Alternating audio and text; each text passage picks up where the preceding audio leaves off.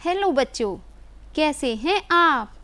अरे पहचाना, मैं हूँ टुक टुक, वही आपका पुराना साथी। और आज फिर आया हूँ आपकी क्लास में देखने कि आज मैडम क्या कराने वाली हैं। मुझे तो मैडम की क्लास बहुत अच्छी लगती है। और जानते हो, मैडम ने जो जोड़ना और घटाना सिखाया था वो मुझे बहुत अच्छी तरह आ गया है। तो चलते हैं मैडम की क्लास में, देखते हैं आज मैडम क्या सिखाने वाली हैं। हेलो बच्चों, कैसे हैं आप? आशा करती हूँ आप अच्छे होंगे। बच्चों, इससे पहले कक्षा में हमने जोड़ना और घटाना सीखा था और आज हम बात करेंगे गुणा की। तो आइए देखते हैं। देखिए, ये क्या है बच्चों? वेरी गुड, ये है बॉल। और बॉल आपने देखी, कितनी बॉल हैं ये? 1 2 3 और 1 2 3, यानी कि 3 बॉल एक बार में है और 3 बॉल एक बार में है। तो बच्चों, आप इसे कैसे कह सकते हैं? आप इसे कह सकते हैं कि एक बार में 3 बॉल और एक बार में 3 बॉल, अर्थात 2 बार में 3 बॉल। और 2 बार में 3 बॉल का अर्थ होता है 2 गुणा 3, अर्थात 6। और बच्चों, आप इसे इस तरह से भी कह सकते हैं कि 1 2 3, 1 2 3, और 3 और 3 को जोड़ेंगे तो कितना आएगा बच्चों? 6। या 1 2 3 4 5 6।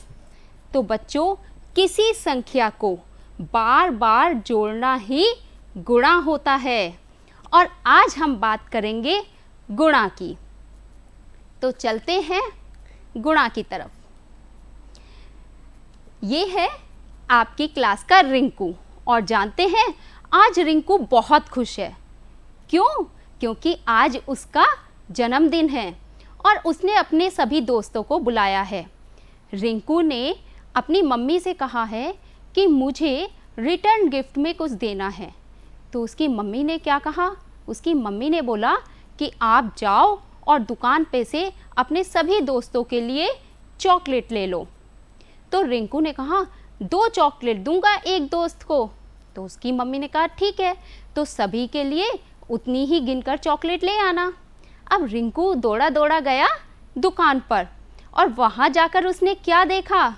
उसने सोचा कि उसे ये तो पता ही नहीं था कि उसे कितनी चॉकलेट लेनी है। तो रिंकू ने कुछ इस तरह से हिसाब लगाया। सोनू को उसने लगाया कि 2 चॉकलेट, चिंकी को भी 2 चॉकलेट, मोनू को 2 चॉकलेट, निम्मी को भी 2 चॉकलेट, राजू के लिए भी 2 चॉकलेट और पिंकी के लिए भी 2 चॉकलेट। और इस तरह से उसने 2-2 करके जोड़ ली। तो रिंकू ने 2 2 2 2 2 2 2 यानी कि कितनी बार जोड़ा बच्चों? 6 बार। और 2 6 बार जोड़ने के लिए हम क्या लिख सकते हैं उसे? कि 6 बार 2 जोड़ा, यानी कि 6 दूनी 12 और 6 दूनी 12, अर्थात बार बार जोड़ना। जैसा कि हमने अभी पहले कहा था कि किसी संख्या को बार बार जोड़ना ही गुणा होता है। जैसे हमने यहाँ पर 2 को बार बार जोड़ दिया तो उसे ही हम गुणा कर देंगे। 6 गुणा 2 बराबर 12। और अब रिंकू भी बहुत खुश है। जानते हैं क्यों? क्योंकि उसे पता चल गया कि उसे कितनी चॉकलेट लेनी है। तो रिंकू 12 चॉकलेट लेकर अपने घर आ गया। अब बच्चों, जैसा कि हम शुरुआत करते हैं अपनी कहानी से। तो कहानी किसकी है? कहानी है आज मोना की। मोना एक बहुत ही प्यारी सी बच्ची है। मोना पढ़ने में बहुत अच्छी है। उसके घर में उसके पापा हैं, मम्मी हैं और एक छोटा भाई है जो कक्षा 4 में पढ़ता है। मोना की मम्मी मोना को डेली 25 रुपये दिया करती थी और मोना का भाई उन 25 रुपयों को खर्च कर देता था। लेकिन मोना उन 25 रुपयों को खर्च नहीं करती थी। जानते हैं मोना क्या करती थी? ये है मोना की गुल्लक, और मोना उन 25 रुपयों को अपनी गुल्लक में जमा करा करती थी। वो बहुत ही समझदार लड़की थी। कुछ दिनों बाद मोना अचानक बैठी हुई सोच रही थी कि मैंने तो गुल्लक में बहुत सारे पैसे इकट्ठे कर लिए हैं और मेरी गुल्लक भी भरने वाली है। तभी अचानक से मोना के पापा की जॉब चली गई, और जॉब जाने के बाद में तो थोड़ा सा घर में दिक्कतें शुरू हो गई। तभी मोना के विद्यालय से फ़ोन आता है कि अगर तुमने अपनी फ़ीस जमा नहीं करी तो तुम्हें बोर्ड के एग्ज़ाम में बैठने नहीं दिया जाएगा। अब मोना ने सोचा कि पापा तो परेशान हैं, तो उसने पापा को परेशान नहीं किया। उसने क्या किया? उसने अपने भाई के साथ बैठकर कुछ हिसाब लगाया कि देखती हूँ मेरी गुल्लक में कुल कितने पैसे होंगे। तो मोना ने जो अपना हिसाब लगाया, आइए देखते हैं मोना ने किस तरह से हिसाब लगाया। मोना ने कहा कि 115 दिन तक उसने पैसे जमा किए हैं। 115 दिन तक 25 रुपये। तो 25 रुपये को उसने कुछ इस तरह से तोड़ा कि 25 बराबर 20 प्लस 5। अब मोना ने 115 की 20 में गुणा करी और 115 की 5 में गुणा करी। तो बच्चों, ये जो मोना हिसाब लगा रही थी, ये उसका एक मौखिक हिसाब था। तो मोना ने देखा 115 की जब 20 में गुणा करी तो उसके पास बैठेंगे 2300 रुपये, और जब 115 की 5 में गुणा करी तो उसके पास बैठे 575 रुपये। अर्थात मोना के पास 2875 रुपये थे। अब मोना ने सोचा कि 2875 रुपये हैं, तो मोना ने उन पैसों में से अपनी फीस जमा कर देगी। तभी मोना का भाई अमित बोला, जो कक्षा 4 में पढ़ता था, दीदी मुझे भी गुणा सिखा दो, मुझे तो गुणा नहीं आती है। तो मोना ने कहा चलो आओ। तो मोना ने उसे कुछ गुणा इस तरह से सिखाई कि 115 की जब हम 25 में गुणा करते हैं तो आइए देखते हैं कैसे करेंगे। पहले 5 की गुणा हम 115 में करेंगे। 5 पंजे 25 का 5, और हासिल को कितना आया बच्चों? 2। 5 एकम 5 और 2 जोड़ दिया तो कितना आया? 7। अब 5 की गुणा हम 1 में करेंगे तो 5 एकम 5। अब बच्चों, हम यहाँ पर 2 जो है वो धाई के जगह पर है, तो धाई का अर्थ होता है 20, यानी कि यहाँ पर जो 20 है उसमें धाई की 1 जीरो हम यहाँ लगा देते हैं, और 2 की गुणा 115 में कर देंगे। 2 पंजे 10 की 0, हासिल कितना लगा अब बच्चों? 1। तो 2 एकम 2 और हासिल को हमने जोड़ लिया, आया 3। 2 एकम 2। अब हम ये जो 5 की और 2 की गुणा करने के बाद आया है, इसको हम गुणनफल को जोड़ लेते हैं। 5 का 5, 7 का 7, 5 और 3 8, और यहाँ पर कितना आया? 2। तो जिस संख्या से हम गुणा करते हैं उसको हम मल्टीप्लिकेंड कहते हैं, और जिस संख्या से गुणा करते हैं उसको हम मल्टीप्लायर कहते हैं, और ये जो हमारा रिजल्ट आता है इसको हम गुणनफल कहते हैं। तो इस तरह से मोना के भाई ने हिसाब लगाया कि उसके पास 2875 रुपये हो गए हैं, और अब मोना का भाई भी बहुत खुश है क्योंकि उसको भी गुणा करनी आ गई है, और मोना ने अपनी फीस के पैसे उसमें से सबमिट कर दिए। और जानते हैं, कुछ समय के बाद मोना ने अपने विद्यालय में टॉप किया, और उसी समय मोना के पापा की जॉब भी लग गई। तो अब मोना भी खुश थी और मोना के पापा भी बहुत खुश थे। मोना के पापा ने कहा कि बेटा, आप बहुत ही समझदार बच्चे हो, अब हम आपको 25 रुपये ना देकर डेली का 125 रुपये दिया करेंगे। अब मोना और उसका भाई बहुत खुश थे। भाई 25 रुपये से अब उनकी जो गुल्लक में पैसे आने वाले थे वो कितने हो गए थे? 125 रुपये हो गए थे। तो मोना ने हिसाब लगाया, अगर वो 115 दिन तक 125 रुपये जमा करेगी तो कितने पैसे उसके पास आएंगे। तो मोना ने अपना हिसाब कुछ इस तरह से लगाया कि 125 को उसने तोड़ लिया 100 प्लस 20 प्लस 5 में, और 125 की गुणा उसने 100 में कर दी, 125 की गुणा 20 में करी, और फिर 125 की गुणा 5 में करी। तो इनसे जो हिसाब लगा कर आया उसका 11,500, 2300 और 575 रुपये। अब उसके पास कुल आया 14,375 रुपये। तो मोना बहुत खुश हुई। उसने कहा, अगर हम 115 दिन तक 125 रुपये जोड़ेंगे तो हमारे पास कितने पैसे हो जाएंगे? 14,375 रुपये। अब मोना का जो भाई था अमित, वो बोला, दीदी अब तो मुझे भी करना आ गया है, तो मैं भी आपको करके दिखाता हूँ कि गुणा कैसे करते हैं और हमारे पास कितने पैसे हो जाएंगे। क्योंकि अब उसका भाई भी समझदार हो गया था।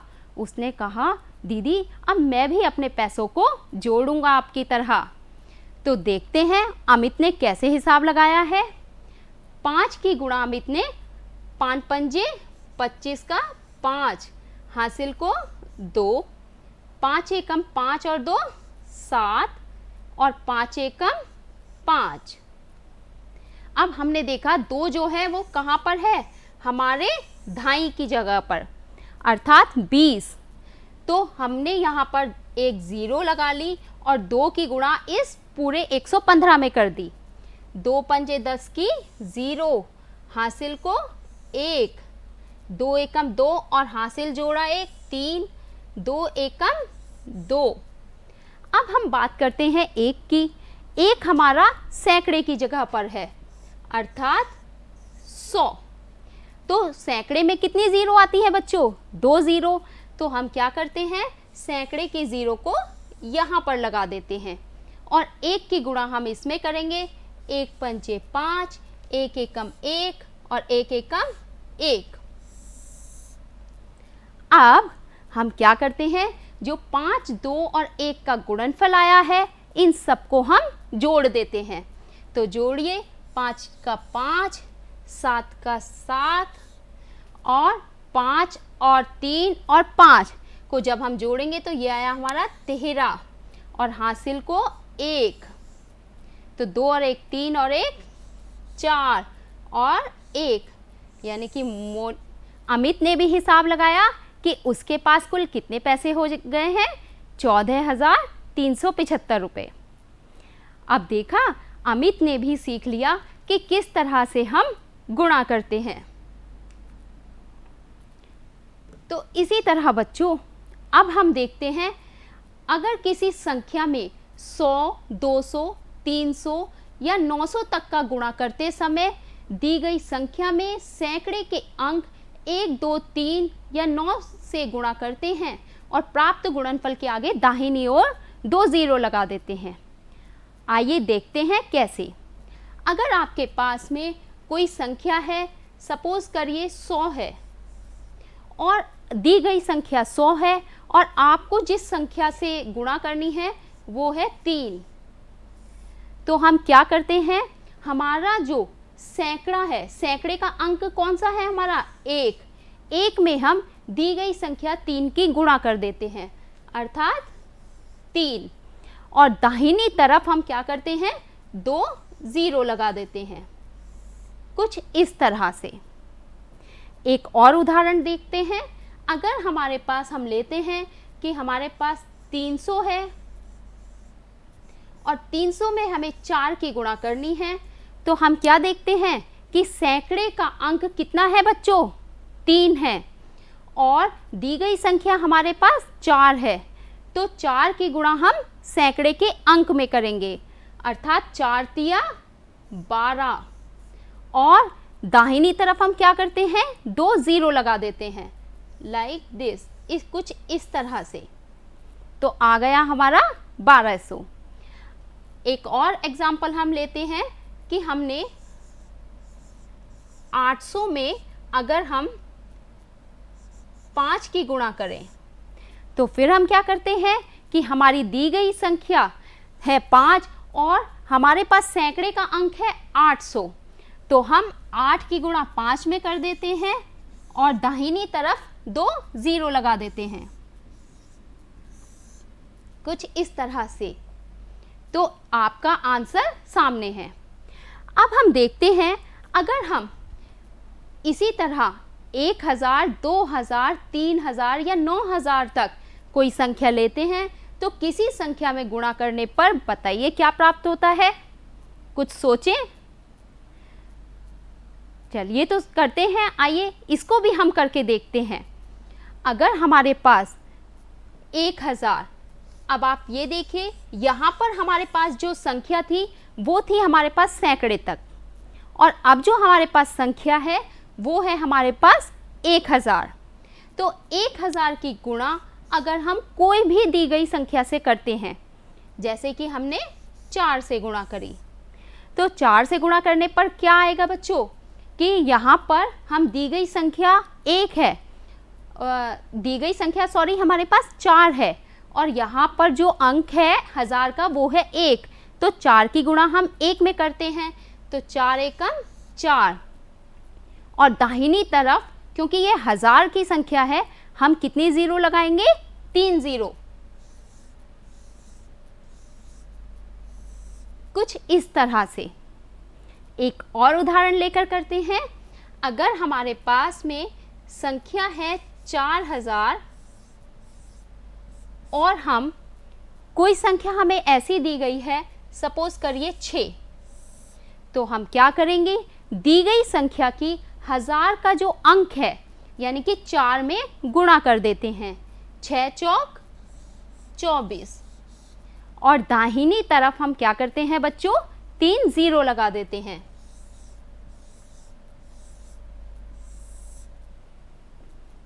देखा, कुछ इस तरह से। तो एक और सवाल हम करके देख लेते हैं। हम 8000 को इस बार हम 9 से गुणा करते हैं, तो 9 की गुणा 8 में करेंगे, 9 8 72 और दाहिनी तरफ कितनी 0 लगा देंगे बच्चों, 3। तो कुछ इस तरह से अगर हमें 1000, 2000, 3000 की किसी संख्या में गुणा करनी होती है तो हम इस तरह से कर देते हैं। अब बच्चों हम यहाँ पर बात करते हैं गुणा के गुणनफल की। गुणा के गुणनफल की बात करने से पहले बच्चों आप देखिए, यहाँ पर एक आयताकार कागज के टुकड़े को 6 पंक्तियाँ और 3 स्तंभों में बांटा है। आप जानते हैं पंक्तियाँ अर्थात ये हमारी हैं पंक्तियाँ और ये हैं हमारे 1 2 3 स्तंभ। इन्होंने बताया है 6 समान पंक्तियाँ, यानी कि 1 2 3 4 5 6, 6 क्या हैं बच्चों हमारी, ये पंक्तियाँ हैं। और स्तंभ कौन से हैं, 1 2 3, ये हैं हमारे स्तंभ। तो हम यहाँ पर बात कर रहे हैं कि कागज़ के टुकड़े को 6 पंक्तियाँ और 3 स्तंभों में बांटते हैं तो कुल आयतों की संख्या। अब अगर आप गुणा करके देखें तो क्योंकि 6 हैं हमारे पास में, हम इसे लिखेंगे 1 2 3 4 5 और 6, और इसी तरह स्तंभ कितने हैं, 2 3। अगर आप इन्हें जोड़कर करना चाहते हैं तो आप इन्हें जोड़ सकते हैं कि 3 4 5 6 7 8 9 10 11 12 13 14 15 16 17 18, और यहाँ तक हमारे पास कितने आएंगे बच्चों, हमारे पास जो आयतों की संख्या आएगी वो आएगी 18। बिल्कुल इसी तरह अब हम ये देखते हैं कि क्योंकि हमारे पास 6 पंक्तियाँ हैं और 3 स्तंभ हैं, यानी कि 6 की गुणा हम कैसे करेंगे, 3 में करेंगे, 6 तिया 18। अब अगर आपके पास आयताकार कागज़ के टुकड़े को चित्र के अनुसार इसे घुमा देते हैं, कैसे घुमा देते हैं, यानी कि ये जो हमारी पंक्तियां हैं ये हमारी इस तरफ स्तंभ में चली जाएं। आइए देखते हैं ऐसे, ये जो हमारे पास पंक्तियाँ थी, अगर हम इसको आयताकार कागज़ को कुछ इस तरह से घुमा देते हैं, आप देखिए इस बार घुमाने पर हमारे पास 1 2 3 ये हमारे पास पंक्तियाँ हो गई हैं। और स्तंभ कितने हुए हैं? 1 2 3 4 5 6, यानी कि जो पहले हमारी पंक्तियाँ थी वो अब हमारे घुमाने पर स्तंभ में बदल गए हैं। आप एक बार फिर देखिए कि ये जो हमारी पहले पंक्तियाँ थी, अगर हम इस आयताकार कागज़ के टुकड़े को कुछ इस तरह से घुमा देते हैं तो जो हमारी पंक्तियाँ थी वो अब हमारी स्तंभ में बदल गई हैं, और जो हमारे स्तंभ थे ये अब हमारी पंक्तियों में आ गए हैं। तो देखिए हमारे पास 3 पंक्तियाँ और 6 स्तंभ हैं, तो अब कुल आयतों की संख्या कितनी होगी? तो घुमाने के बाद भी बच्चों अगर आप इन्हें जोड़ेंगे तो 1 2 3 4 5 6 7 8 9 10 11 12 13 14 15 16 17 18 कुल आयतों की संख्या हमारे पास कितनी होगी बच्चों? 18 होगी। और इसी तरह हम जब इसको गुणा करके देखते हैं, यानी कि 3 गुणा 6 बराबर 18, हमारे पास आयतों की संख्या कितनी हो गई है अब? 18। इससे हमें यह पता चला कि चाहे हम इसको पंक्तियों को और रो में लें या रो और पंक्तियाँ पंक्तियाँ और स्तंभ लें, और या स्तंभ और पंक्तियाँ लें, हमारे पास गुणा वही आएगी। तो हम कह सकते हैं कि संख्याओं का क्रम बदल देने पर उनका गुणनफल नहीं बदलता है। इससे हमें बिल्कुल पता चलता है कि किसी भी संख्या का क्रम बदल देने पर, अगर हमने 3 गुणा 6 करा है तो भी 18 आएगा, और 6 गुणा 3 करा है तब भी हमारा 18 ही आएगा। संख्याओं का क्रम बदल देने पर हमारे पास उनका गुणनफल नहीं बदलता है। अब हम देखते हैं कि कैसे किसी संख्या में हम 1 की गुणा करते हैं।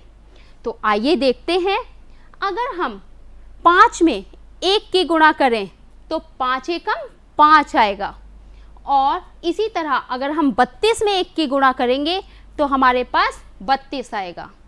अब देखिए, अब हम 2 अंकों की संख्या लेते हैं, जैसे 1 की गुणा हम 78 में करते हैं तो हमारे पास 78 ही आएगा। 1 की गुणा हम 312 में करेंगे तो 1 का पहाड़ा आप जितनी बार भी पढ़ेंगे वही संख्या आएगी, यानी कि 312। तो हम कह सकते हैं कि किसी संख्या और 1 का गुणनफल सदैव वह संख्या ही होती है। अब हम बात करते हैं कि अगर हम किसी संख्या में 0 की गुणा करते हैं। अब 0 क्या होता है बच्चों?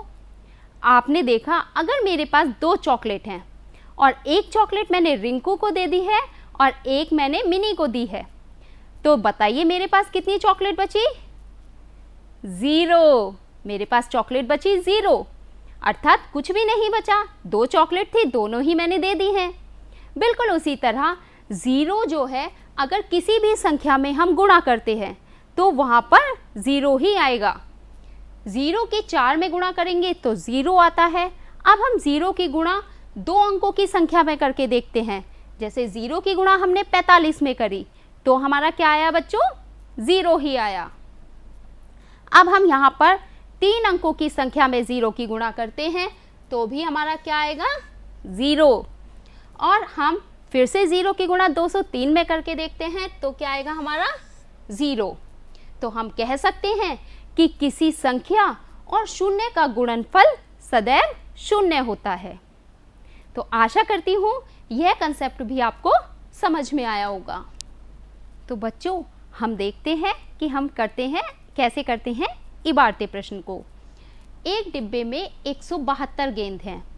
ऐसे ही 345 डब्बों में कुल कितनी गेंदें होंगी?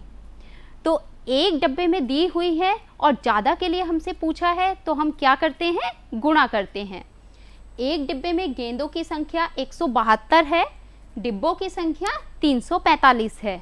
तो अब कुल गेंद की संख्या कितनी होगी? हम निकालते हैं 345 की 172 से गुणा करके। आइए देखते हैं कैसे। और अब तो आपको गुणा आती है तो जल्दी जल्दी करवाइए मेरे साथ। 2 पंजे 10 की 0, हासिल को 1, 2 चौक 8 और 1 9, 2 तिया 6। अब 7 हमारा क्या है, धाई की जगह पर है, तो हम क्या करते हैं, एक 0 लगाते हैं और 7 की गुणा 345 में करते हैं। 7 पंजे 35 का 5, हासिल को 3, 7 चौक 28 और 3 31 का 1, हासिल को 3, 7 तिया 21, 21 और 3 24। अब हम आते हैं 1 पर। 1 हमारा सैकड़े के स्थान पर है, तो यहाँ पर हम लगाते हैं 2 0। 1 पंजे 5, 1 चौका 4 और 1 तिया 3। और अब हम इन सब गुणनफलों को जोड़ देते हैं। 0 की 0, 9 और 5 कितना आया बच्चों, 14 का 4, हासिल को 1, 6 और 1 7 और 5 12 और 1 13 का 3, हासिल को 1, 4 और 4 8 और 1 9, 3 और 2 5।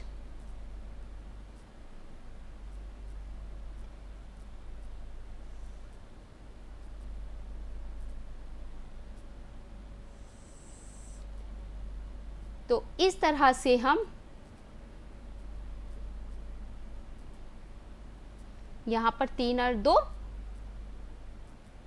5,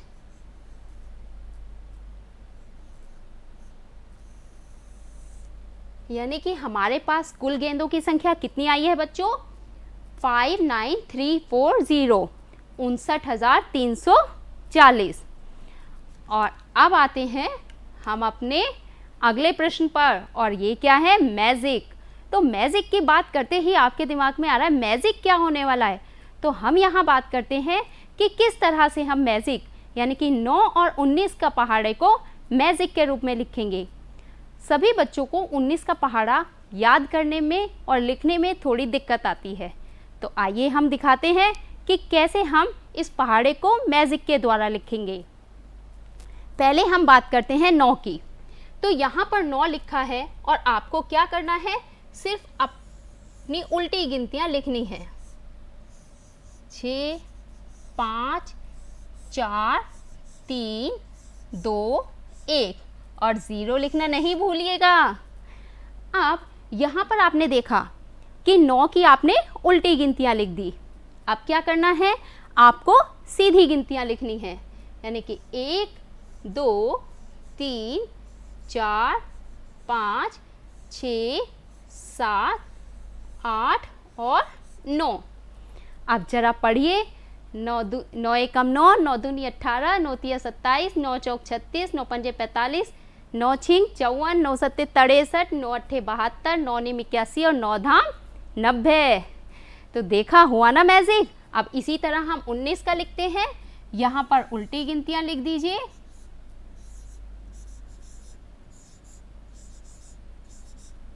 और हाँ, 0 लिखना मत भूलिएगा।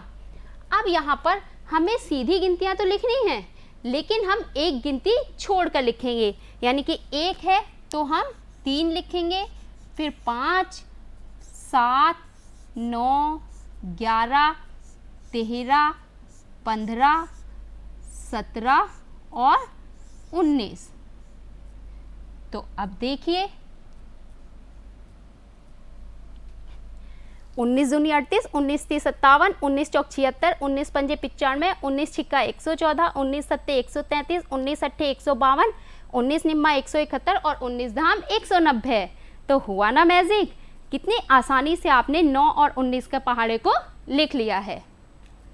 तो बच्चों, आज हमने सीखा कि कैसे 3 अंकों की संख्याओं में 3 अंकों की संख्या से गुणा करते हैं, 3 अंकों पर आधारित गुणा के इबारती प्रश्नों को हल करना, संख्याओं का क्रम बदलने पर उनका गुणनफल नहीं बदलता है, और किसी संख्या और 1 का गुणनफल सदैव वह संख्या ही होती है, और किसी संख्या और 0 का गुणनफल सदैव 0 होता है।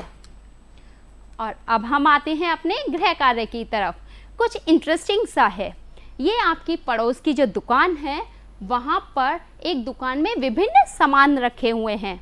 आपको करना क्या है कि आपको इन सभी सामानों के मूल्य यहाँ पर दिए हुए हैं। आपको निकालना है कि अगर आप 2 फ्रॉक खरीदेंगे तो कितने रुपए आप खर्च करेंगे। 5 किलो चीनी और 2 किलो दाल खरीदने पर आप कितने रुपए खर्च करेंगे। 2 चॉकलेट और 3 गेंद खरीदने में आप कितने रुपए खर्च करेंगे। यह कार्य बड़ा इंटरेस्टिंग है, आप अपनी दुकान पर जाकर बहुत आराम से देखिएगा और इनका कुल मूल्य निकालिएगा। तो प्यारे बच्चों, आज हमने सीखा कि गुणा के प्रश्नों को हम कैसे हल करते हैं। हम कल फिर मिलेंगे आपको अपनी इसी ही कक्षा में। तब तक के लिए आप सभी बच्चों को बहुत सारा प्यार, शुभकामनाएं और आशीर्वाद। धन्यवाद।